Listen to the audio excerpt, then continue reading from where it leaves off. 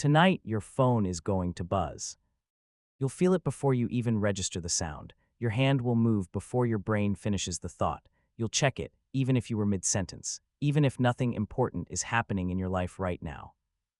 You already know this about yourself, but the real reason you can't stop is far stranger than addiction or bad habits. It's not about willpower at all. It's about a survival system that's 2 million years old, running on hardware it was never designed for. Here's what's actually happening inside you every time that screen lights up. Start with a basic fact about your brain. It didn't evolve to handle a world of abundant information. It evolved in a world of scarce, dangerous information, where missing something could kill you. Psychologist and neuroscientist Jacques Panksepp spent decades studying what he called the seeking system, a deep brain circuit built around dopamine that doesn't reward you for getting something. It rewards you for anticipating it, for wondering, for the moment right before you know. That's the part most people get backwards. You don't check your phone because you're rewarded by what's on it. You check it because of the itch beforehand. The uncertainty is the hook, not the content. Why would evolution build a brain that runs on uncertainty instead of certainty? Think about your ancestors on the savanna. A rustle in the grass might be wind. It might be a predator. The ones who felt a jolt of urgency at ambiguous signals, who stopped, scanned, checked, survived more often than the ones who shrugged it off. Vigilance toward the unknown wasn't anxiety, it was insurance. Your phone exploits that exact circuit. Every notification is a rustle in the grass. Every red dot is an ambiguous signal your brain is built to resolve immediately, because for most of human history, ignoring an ambiguous signal was the riskier move. Now add a second ancient system, social monitoring. Anthropologist Robin Dunbar spent years researching the size of human social groups, arguing that human brains grew partly to track relationships, who's an ally, who's a threat, who's talking about whom. In small ancestral bands, this tracking happened constantly, face to face all day.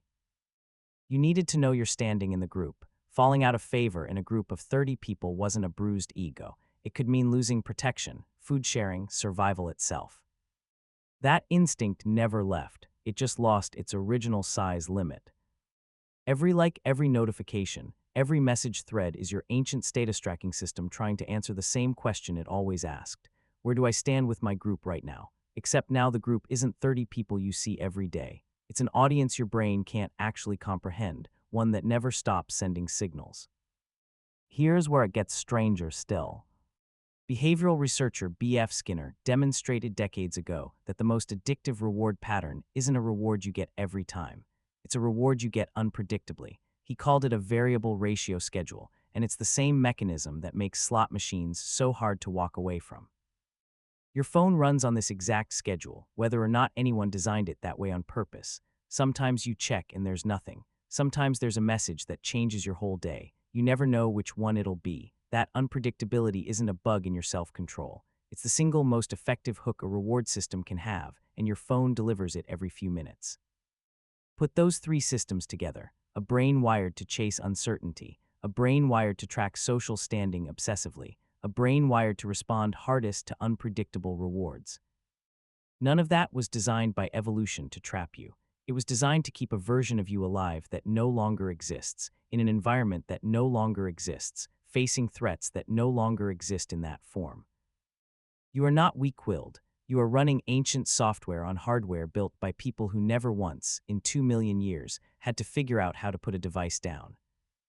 Does that mean there's nothing you can do? Not at all, but the fix isn't more willpower. It's understanding what's actually happening. The urge to check isn't information. It's an alarm. Your brain doesn't actually know that a text message matters less than a rustle in the grass once did. It just knows the pattern, ambiguous signal, resolve it now. Some researchers, including psychologist Larry Rosen, have studied what happens when people are simply separated from their phones for short periods, measuring the anxiety spikes, the phantom vibrations, the compulsive urge to check even when the phone is in another room. What they found lines up with the ancient story. The distress isn't really about the phone. It's about an unresolved signal sitting in the environment and a brain that was never built to tolerate that for long. Understanding this doesn't shut the system off, but it changes what the pull feels like. It's not proof that something's wrong with you. It's proof that something very old is still running, doing exactly the job it was built to do, in a world that keeps handing it more signals than it can ever resolve. So tonight, when your phone buzzes, notice the half second before you reach for it. That's not curiosity. That's not boredom. That's a 2 million-year-old survival circuit, still scanning the grass for movement, still asking the same question it's always asked. If this changed how you see that reflex, hit like and subscribe. There's a lot more hiding in your everyday behavior than you'd expect. And your phone will always be there to buzz again.